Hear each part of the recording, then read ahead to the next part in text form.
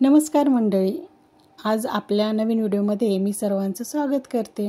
आज मी इथं गावरान चणे घेतलेले आहेत। याला काळे चणे असेही म्हणतात बरेच जण।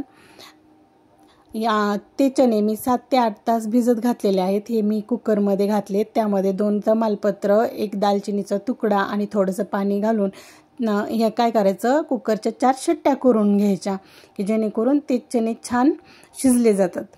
आता इकडं मी काय केलेले, गॅसवर एक तवा मांडून घेतला आहे। त्या तव्यामध्ये तेल घातले। त्यामध्ये मी थोडंसं खोबऱ्याचे काप छान लालसर रंगावर तळून घेतलेले आहेत आणि त्याच तेलामध्ये मी एक मोठा चिरून घेतलेला कांदा, एक मोठं टोमॅटो की जे की मी चिरून घेतलेला आहे ते टोमॅटो, त्यानंतर एक गड्डी लसणाची सोलून घेतली होती मी, तो लसूण आणि थोडासा आल्याचा तुकडा की जो की मी त्याचे छान छोटे छोटे तुकडे करून घेतलेले तो घातलाय। आणि हे सर्व जिन्नस काय करायचं, ते तेलामध्ये चांगले तांबूस रंगावर परतून घ्यायचे। हे छान तांबूस रंगावर परतून घेतल्यामुळे काय होतं की आपल्या भाजीला जी तरी आहे ती खूप छान येते। आता आपलं हे सर्व मिश्रण, हे सर्व जिन्नस आपले काय झाले तिथं तळून झालेत किंवा छान परतून झालेले, त्यांना छान लालसर रंग आलेला आहे। आपण आता हे काढून घेऊयात। आता काय करायचं, मिक्सरच्या भांड्यामध्ये आता हे सगळ्याला आपल्याला वाटण करून घ्यायचे।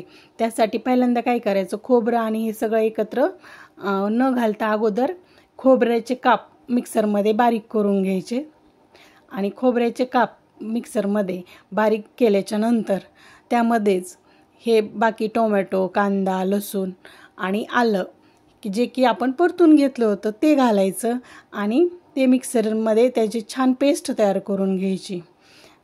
आता इकडं आपण जे कुकरला चणे लावले होते ते पण छान आता शिजलेले आहेत, कुकरच्या 4 शिट्ट्या झालेल्या आहेत।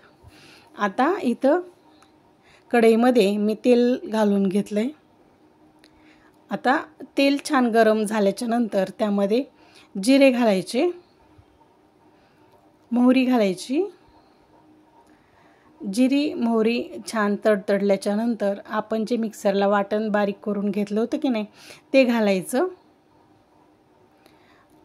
हे वाटण त्या तेलामध्ये छान परतून घ्यायचं। सगळं वाटण मी घातलंय त्या तेलामध्ये। आता हे छान आपण या तेलामध्ये परतून घेऊयात।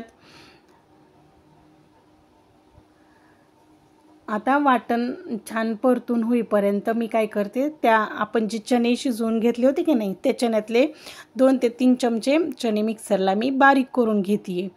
आता हे चण्याची पेस्ट पण काय करायचं, त्या वाटणामध्ये घालून परतून घ्यायची की जेणेकरून ह्या चणे आपण असे बारीक करून घेतले की त्यामुळं काय होतं की भाजीला छान दाटसरपणा येतो। हे आपलं वाटण जे आहे ते छान परतून झाल्याच्या नंतर त्यामध्ये सगळे मसाले घालून घ्यायचे। काळा मसाला, गरम मसाला, कांदा लसूण मसाला, लाल तिखट, हळद पावडर, धणे पावडर हे सगळं घालून परतून घ्यायचं। आता आपण त्यामध्ये काय करूयात, हे शिजवलेले चणे घालून घ्यायचे। आता आपली भाजी पाहू शकता तुम्ही की कशी छान दाटसर झालेली आहे।